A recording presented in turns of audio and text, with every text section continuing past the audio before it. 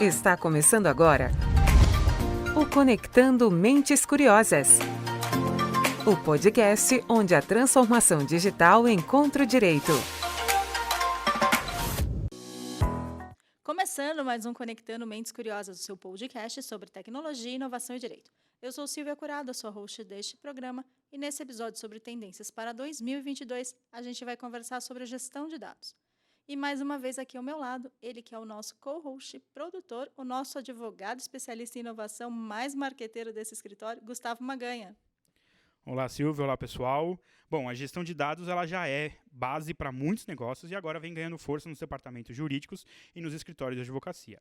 Então, a gente pensou nesse episódio para responder algumas questões sobre como estruturar um relatório automatizado que realmente gera valor para o cliente ou como estruturar um storytelling de dados para as empresas. E para isso, temos dois convidados que vivem o dia a dia da gestão de dados para falar sobre o tema. O nosso primeiro convidado é um especialista em Business Intelligence, que está com a missão de proporcionar aos clientes relatórios que auxiliem na gestão jurídica e deem direcionamento com auxílio de inteligência artificial. Ele faz a sua estreia hoje no podcast, então seja muito bem-vindo ao programa, Gilberto Rocha. Obrigado, boa tarde a todos, é um prazer estar aqui com vocês. E a nossa segunda mente curiosa já esteve aqui no programa contando como vem auxiliando os clientes a olharem para os dados de forma estratégica. Seja muito bem-vindo de volta ao podcast, Leonardo Rocha. Oi, gente, vamos lá. Só queria dizer antes que o Gilberto Rocha não é meu irmão, não é meu parente, tá? Nós só temos uma parceria de trabalho. Vamos lá.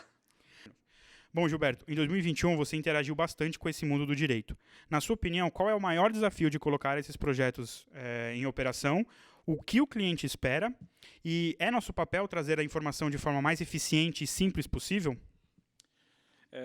Bem, o processo de plotar uma informação de BI, né, como as pessoas veem, um dashboard e tal, ele possui várias etapas, né? Então as pessoas acham que é muito simples, mas eu acho que o maior desafio é a gente conseguir fazer esse fluxo corretamente. Então a gente tem um fluxo que parte do princípio que a gente tem um servidor dedicado, por exemplo, para a criação do nosso ETL. Isso é algo importante e que me motiva bastante, porque hoje a PG ela tem investido nessa parte de infraestrutura. Hoje em dia a gente tem um servidor dedicado para Power BI e para a criação do nosso ETL também. É um servidor na nuvem. Então isso ajudou muito. Quando eu cheguei aqui a gente não tinha isso ainda. A gente tinha um servidor que gerava concorrência com o Brainlaw, que é a nossa ferramenta, né, de gestão de processos. E isso causava alguns problemas de lentidão no próprio Brainlaw, e a gente resolveu isso apartando as informações.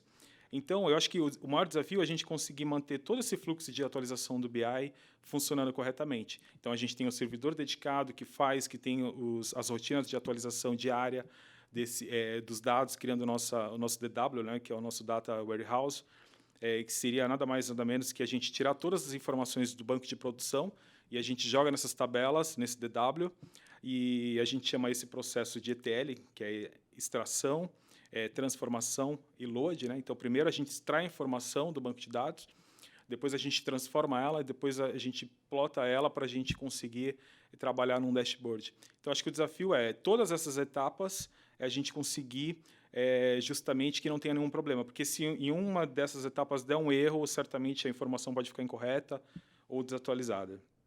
Essa é uma das perguntas. A outra... E o que o cliente espera, né? O que você tem visto mais do que o cliente espera de um relatório de Power BI ou de uma questão envolvendo esses relatórios, essa gestão de dados? Eu entendo que, primeiramente, a informação ela tem que estar correta para o cliente, né? Então, tem que ser uma informação confiável, uma informação clara, um dashboard intuitivo, que ele possa bater o olho e entender a informação, fazer a leitura. Eu acho que isso é muito importante. A gente tem essa premissa, justamente, de trabalhar com informações simples, né, do cliente bater o olho e ele conseguir analisar a informação. A gente tem alguns perfis de clientes. Tem clientes que só querem informação naquele formatinho que ele sempre utiliza, que é uma extração de um Excel que ele vai usar para o financeiro dele para subir os valores de provisão, por exemplo. Então, esse é um grande desafio para a gente, conseguir sair desse modelo, porque esse modelo requer uma qualificação no Excel e tal, esse tipo de coisa, e a gente ainda não consegue uma automação 100% desse processo. Mas é o que a gente busca justamente automatizar 100% dos relatórios. E eu acredito, primeiramente, que o cliente tem dois tipos de cliente, esse que já sabe o que ele quer, Então, ele quer uma extração do Excel no modelinho padrão dele, e ok. E tem, acho que, o tipo de cliente também que é novo, que não sabe muito o que ele quer, então ele quer ser surpreendido, ele vem para cá e a gente oferece algumas coisas para ele, alguns dashboards, né, padrão, né, default, e depois ele vai solicitando as melhorias, a gente vai fazendo a modelagem ali conforme a necessidade dele. Então, a gente tem trabalhado muito isso, né? Conforme o perfil do cliente, aquilo que ele quer, realmente. Então, a gente procura atender o cliente conforme a sua necessidade. Então, eu acho que você já respondeu a minha próxima pergunta. Eu ia justamente questionar como era feito essa questão dos relatórios possuírem o mesmo modelo, se todos os clientes tinham o mesmo modelo, ou se vocês fariam alguma coisa personalizada. Acho que no episódio anterior, um episódio atrás, que o Léo também conversou com a Coin aqui, se você não ouviu, ouve, que vale a pena. A gente falou muito disso, de como a gente personalizava os relatórios pensando na necessidade do cliente, certo? Eu acredito que, primeiramente, quando chega um cliente novo, a gente tenta apresentar para ele aquilo que a gente tem de padrão, né? De default, olha, essa é o nosso template padrão, conforme o segmento dele. Então, a gente apresenta e, como eu disse, a gente vai fazendo as modificações. Realmente, não tem como manter o mesmo padrão para todo mundo. Os relatórios são personalizados, são características de negócio diferentes e que precisam realmente dessa visão diferente num dashboard. Então, eu sei que é algo muito mais trabalhoso, mas a gente tem procurado deixar esses relatórios mais personalizados possíveis, né, para atender exatamente o cliente, porque não adianta a gente ter uma coisa muito sofisticada para a gente e isso acaba não atendendo a visão do cliente, né, como análise de negócio para ele. Então, a gente quer realmente buscar essa visão analítica, aprofundada, e mesmo com relatórios bem distintos. Entendeu? Eu compartilho da mesma informação que ele trouxe, que é a questão do tipo de cliente que está entrando naquele momento, ou no tipo de cliente que está aqui naquele momento, e a gente acaba customizando esse relatório. Estou falando da parte de gestão jurídica, tá? Dentro dessa questão de dados, né? Claro, numa ação e harmonização conjunta com o pessoal da Analytics, né? Mas a gente acaba customizando de acordo com o negócio do cliente. Então, o meu papel é gerar a curiosidade do cliente de um novo dado que ele não tinha visão e aguçar isso nele e, ao mesmo tempo, em conjunto com o Gilberto, falou, Gilberto, se a gente colocar um percentual aqui, se a gente demonstrar esse número aqui, isso vai atender mais o cliente. A gente vai ter relatórios, entre aspas, padronizados, né? Mas não são literalmente iguais. Esse padrão vem mesmo do que aquilo que o cliente está esperando inicialmente, tá? E então a cada mês, a cada semestre, a cada ano, de acordo com o negócio do cliente, fica com o meu papel estudar essa movimentação, não só de mercado, mas uma movimentação do consumidor, e gerar insights para o cliente e, ao mesmo tempo, informações, organizar as informações dentro do BrainLaw, dentro da nossa ferramenta de gestão, para que o Gilberto possa extrair a melhor informação e uma informação mais qualificada para poder apresentar para o cliente. E até por isso que é importante a gente ter essa questão da adaptabilidade, né? Porque um mês você pode ter um tipo de informação, no mês seguinte você pode apresentar um novo, que traz uma nova visão, uma nova análise, um novo insight para o cliente, e ele quer saber o histórico. Então, por isso que até é importante a gente ter essa questão de poder adaptar cada relatório para cada cliente, para a gente não ficar também tão engessado. E você falou bastante sobre a questão da atualização. Como é que funciona essa automação dentro do Power BI? A automação dentro do Power BI, como eu falei, são algumas etapas que dependem lá do ETL, que o nosso TI aqui da P&G, ele faz um trabalho justamente de tirar a informação do banco de produção e jogar nesse DW que eu falei. E com essa informação correta, nós temos nós temos monitoramento, isso diário, a cada 30 minutos, a gente verifica se essas atualizações estão ok. Então, a gente consegue fazer um check se a informação é confiável ou não. Então, a gente faz um monitoramento diário disso, automático. A partir do momento que a informação ela está no nosso banco na nuvem, a gente, no serviço do Power BI, a gente faz todo o processo de agendamento dos relatórios, entendeu? De configuração de gateway, é uma coisa mais técnica isso, para quem conhece sabe, para a gente conseguir fazer essa atualização. Porque, basicamente, o serviço do Power BI precisa bater em um gateway, numa porta, e dessa porta ele entra no nosso servidor, pega a informação e puxa para a nuvem. E a gente faz esse agendamento, a gente programa todos os relatórios, e para os relatórios que são automáticos, a maioria dos relatórios de clientes tem atualização D-1, a gente ainda quer trabalhar para a gente conseguir ter atualização também diária, no próprio dia, dos relatórios do cliente. Então, isso é uma forma que já está automática. Como eu falei, a nossa ideia é que a gente consiga trabalhar com isso 100% automático, porque aí a gente desafoga o nosso operacional, né? A gente reduzindo o nosso trabalho operacional de criação, de qualificação, de relatórios e planilhas, de planilhas no SharePoint com Depara, e a gente começa a trabalhar um pouco com inovação, que eu acho que é uma coisa que a gente vai falar sobre isso ainda. Sem dúvida. E agora falando um pouco, né, depois que a ferramenta, o relatório já saiu, e aí eu pergunto para os dois, né, como que a gente continua gerando valor para o cliente? A gente sabe que só acreditar nesses dados e só exibir os dados, hoje em dia eles não são mais, isso não é uma tarefa suficiente, correto? Correto. Qual que é o nosso papel aqui? É aguçar a curiosidade, né? Tirar o cliente da cadeira dele ali. Então, o meu papel, né, nessa parte da gestão jurídica, dentro na qualificação dos dados, informar, né, levar essa informação dos dados novos, tirar o cliente de lá. Então, tirar o cliente da zona de conforto dele. É para passar para ele, você tem um histórico aqui. Você já tinha um histórico aqui de decisões, você já tinha um histórico de comportamento, existia um histórico de comportamento do consumidor na sua base. Então, eu tenho que gerar novas informações todo mês. Então, é aquela questão da cartinha na manga. Tenho que levar para você uma nova informação para que você possa ter uma atualização também dentro da empresa. Então, não parte só do escritório do departamento jurídico, ou não parte só do Analytics, mas o Analytics vai gerar os dados para a gente dentro da inteligência enorme que o Gilberto está demonstrando aqui para a gente, vai levar a informação para ele, mas cabe a gente trazer esses insights, levar esses insights aos clientes para que possa ser atualizado mês a mês o negócio dele e fazer esse estudo também, né? E também é importante porque trazer novos dados é importante, mas não necessariamente esse dado você possa fazer algo com ele. Né? Então, a gente também tem que vai trazendo novos dados, trazendo novos insights, novas perspectivas, novas análises, e, de repente, a gente pode acabar trazendo algo que ninguém sabia que precisava, mas, no final das contas, era algo essencial. É necessário. E onde a gente tem esse shift de mudança de pensamento, mudança até de estratégia, e, de repente, no modelo de negócio ou alguma mudança na empresa. Né? Eu vou fazer um parênteses. Eu acho que existe uma fronteira bem grande no mundo jurídico entre a conversa do Analytics com o pessoal do jurídico, o pessoal dos advogados e o pessoal do Analytics. Então, o que o pessoal do Analytics faz? Ele vai extrair os dados, vai organizar os dados, mas quem soma esses dados lá para ele trazer esses valores para a gente é o pessoal do departamento jurídico, o escritório.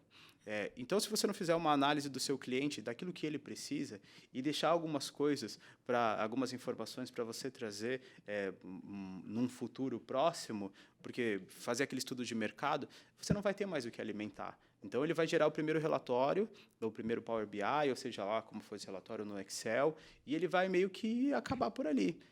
Vão ter insights novos, é claro, do pessoal do Analytics, mas se o departamento jurídico não gerar uma nova informação, né, para o pessoal do Analytics, não vai ter uma somatória para o cliente. Então, não adianta você estruturar só os dados porque o cliente te mandou diversos dados e porque você achou legal. Não, vamos colocar tudo aqui. Nem tudo vai ser valioso para o cliente, por isso que é importante estudar o perfil do seu cliente, ao mesmo tempo estudar o negócio do seu cliente, estudar o mercado do seu cliente, para você poder somar as informações corretas, para aí o Analytics desempenhar o trabalho que ele realmente sabe fazer muito bem. Só que não adianta eu jogar todas as informações lá, eu não vou ter insights novos se eu não fizer esse estudo para o cliente. Então, essa harmonização entre a equipe jurídica e o Analytics eu acho extremamente essencial e eu acho que afunilou muito, né? 2020, 2021, esses dois departamentos ficaram muito próximos e gerando um valor muito agregado, muito maior do que nós gerávamos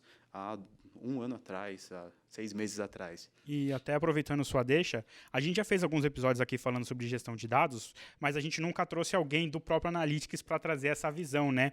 Qual que é o papel, qual que é a importância dessa sinergia entre a equipe de Analytics e a equipe de direito do jurídico do escritório, né, da operação? Porque cada um tem o seu glossário, tem o seu vocabulário diferente. Como que você vê a importância dessa sinergia que, querendo ou não, aqui no PG a gente vem construindo cada vez mais?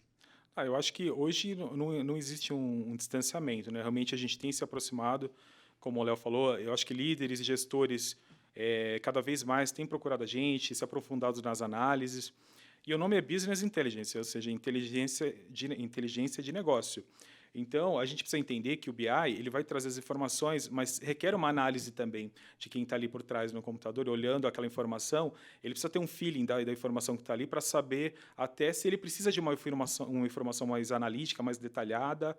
Então, acho que é importante a área de negócio saber o que ela quer e saber passar para a gente, construir essa informação e trazer essa informação para uma análise mais profunda. Então, a gente tem chegado nesse ponto, a gente está mais junto agora, na mesma visão, que é justamente proporcionar para o cliente uma visão do negócio dele que realmente seja inteligente, entendeu? Para ele tomar decisão, realmente, ele, com a informação que ele tem na tela. Ele tem uma base histórica, claro, no banco de dados, mas a gente precisa trazer isso para ser inteligente, de forma que ele possa tomar suas atitudes, seja com valor de provisão, com acordo, seja o que for. A gente tem buscado até no próximo ano e a gente fazer essas inovações, né, com algumas ferramentas novas que a gente vai criar também com girometria.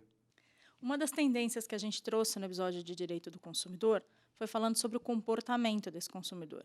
Então, como é que a gestão de dados ajuda a entender esse comportamento e traz insights quando o consumidor judicializa uma reclamação, por exemplo? E até aproveitando essa pergunta, eu queria que o Léo falasse um pouco mais sobre a questão do storytelling de dados, que a gente estava conversando aqui antes da gravação, até para explicar para o nosso público como que a gente pensa essa questão da linha do tempo dos dados para conseguir trazer mais insights e mais inteligência para os nossos clientes.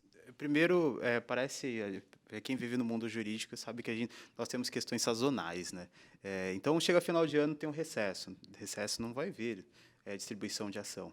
Vai vir uma reclamação ou outra de PROCON, né? Então, você já começa a mapear quais são os seus maiores ofensores na quantidade de judicialização versus o negócio do cliente.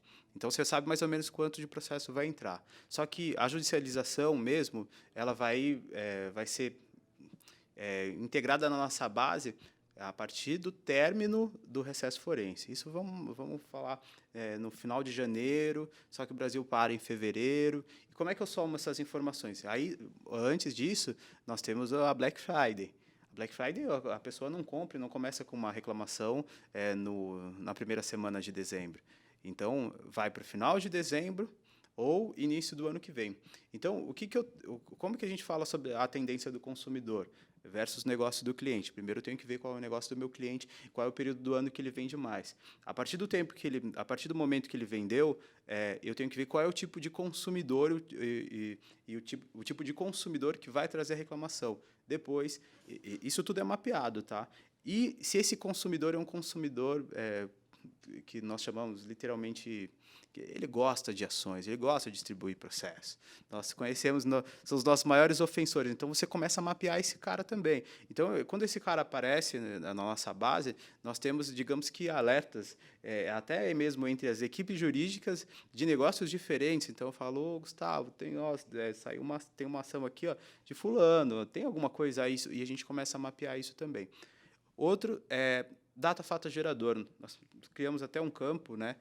Teve um período que foi um pedido de um cliente aqui que tinha um problema de erro de preço. E ele pediu, nossa, eu tive um problema de preço no mês tal, na data tal. Gera essa informação aí para mim, a gente gerou esse campo para ele, e a gente sabe que toda a compra feita naquela data, eu consigo mapear em quanto tempo se apareceram ações. Então, a gente mapeia a data do problema, né, quando nós sabemos, é claro, mapeamos esses eventos sazonais de acordo com o negócio do cliente, versus a distribuição da ação, versus tempo médio de condenação ou de decisão. E aí vai de estado para estado. Só que a gente consegue fazer um parâmetro desses consumidores a partir do evento ocasionado, ou a partir do período sazonal, ou a partir do período promocional, seja lá qual for o negócio do cliente. A gente consegue adaptar para ver qual é a tendência mesmo do consumidor. É claro, essa é uma brincadeira de dados, né? Eu acho bem legal. é muito mais sério para o Gilberto, né? Para mim é uma brincadeira, que os clientes não escutem isso. Mas para mim é uma brincadeira esse jogo de dados e datas, para que a gente saiba, a partir de março aqui, meu amigo, aquele cara que reclamou lá na Black, ou aquele cara que teve problemas de compras no final do ano, vai começar a aparecer aqui para a gente com uma possível decisão, se for nesse estado, daqui a 3 meses. Então, a gente consegue mapear idade, nós conseguimos mapear qual é o problema, por motivo de acionamento. Enfim, a gente consegue determinar, digamos assim, o perfil do consumidor, né, de acordo com os períodos do ano. E é legal até você ver que, muitas vezes, o cliente sai um pouco também da questão do judicial e começa com essas informações de advogado ofensor, de consumidor ofensor, começa a trazer essas informações para o seu call center, para o seu Reclame Aqui, para suas redes sociais, e a partir disso você já toma atitudes preventivas para evitar uma ação judicial, sabendo que o cara que está fazendo comentário no Twitter, o cara que está fazendo comentário nas redes sociais, ele tem um perfil litigante, um perfil de distribuição de ação. Então, a gente vê que agora, né, quanto mais a gente retroalimenta os nossos clientes com dados, isso vai impactando as demais áreas com um perfil principalmente preventivo. Sim, eu falei até, acho que no último podcast, a Silvia até escutou, que a ideia aqui não é, acho que a improcedência é meio que nos 50% da nossa obrigação como equipe jurídica. Só que a nossa obrigação principal é gerar um valor agregado para o cliente. E nesse estudo, nessa análise de datas e de dados, nós conseguimos informar o cliente para ele voltar um pouquinho, dar um passo atrás, e para que não tenha ações. A ideia do departamento jurídico não é só debater uma ação, contestar ou ter uma improcedência. É não gerar mais gastos ao cliente. Então, é somar no negócio dele para que não tenha essas ações. Não para que eu tenha uma improcedência, mas para que não tenha essas ações. Então, trazendo essas informações para o cliente, ele consegue se adequar lá internamente para que não tenham mais ações. Essa é a nossa ideia. Só um comentário, é que nós temos um cliente aqui, justamente é um cliente voltado para o consumidor, que ele dá crédito para o consumidor, então a gente fez um mapeamento, a gente tem uma análise no BI justamente que faz isso. Ele pega as ações no administrativo do cara, do CPF, do consumidor, e que também entrou no judicial. Então, a gente consegue mapear por aquele CPF quantas ações que ele tem. Fazer um estudo de residência. Exatamente. Então, tem casos lá de pessoas com 5, 6 processos. Então, aí você pensa, se o teu negócio é justamente dar crédito para o cara, aí você tem um cara que está te processando 5 vezes, não sei, vale a pena continuar dando crédito para eles? Entendeu? Não sei. Claro que é uma análise dele, do negócio dele, mas ele, com o BI, com essa informação, dá visibilidade para ele conforme o perfil do cliente ofensor. E aí você está trazendo mais informações para ele tomar essa decisão de negócio. A decisão é dele. Devidamente fundamentada, né? Exatamente. Porque por muitos anos o advogado foi na base do achismo e do feeling, né? Mas agora a gente tem que estar fundamentado em dados, porque no final das contas é a forma mais correta de agregar valor. Sim. E agora falando um pouco sobre futuro, o que vocês acham do futuro da gestão de dados para 2022? Bom, todo mundo que nessa área de TI que muda muito rápido, né? A gente sabe, né? Todo mundo que quis prever as coisas assim muito a longo prazo, a gente sabe que não deu muito certo, né? Mas pensando só em 2022, eu tenho certeza que as ferramentas de visualização, por exemplo, que existem no mercado, tem Power BI, tem ClickView, tem ClickSense, tem Tableau. Hoje o Power BI é a principal ferramenta, ela deu uma deslanchada de forma que a que mais recebe atualizações, a que mais tem conectores com bancos de dados diferentes, então é a ferramenta que mais tem crescido. Então eu tenho certeza que, como ferramenta de visualização de dados, o Power BI vai continuar em alta, né? E no quesito de inovação aqui da PG, a gente vai trabalhar forte no próximo ano, com inovação de novas análises. A gente vai entrar forte já no começo do ano com girometria. A gente vai criar alguns painéis, algumas ferramentas de tomada de decisão, até com você, que está participando desse projeto. Spoilers para 2022, hein? Então, a ideia é que a gente consiga realmente sair um pouco desse operacional que a gente está vivendo, né? Continuar com as automações, que a gente fez muita automação esse ano de 2021. Então, a gente quer continuar com isso para que a gente possa inovar.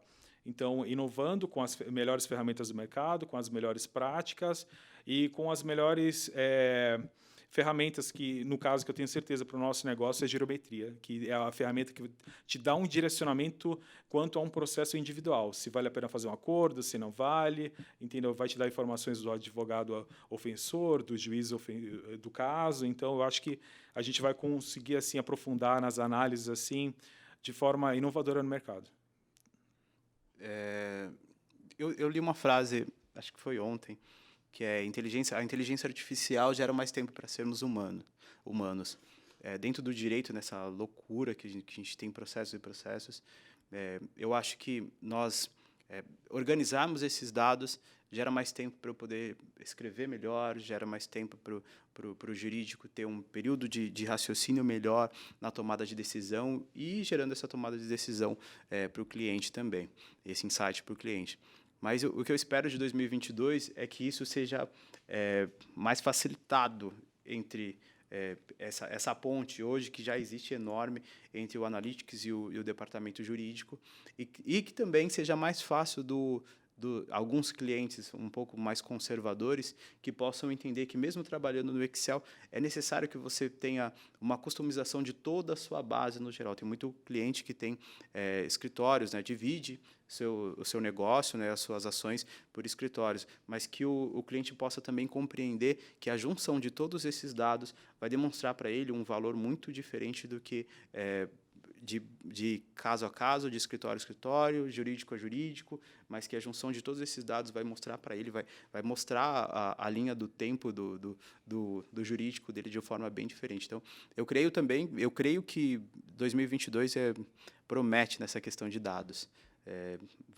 Vamos gerar muito valor agregado, isso é certo. Então, eu agradeço, Leonardo, Gilberto, por estarem aqui com a gente.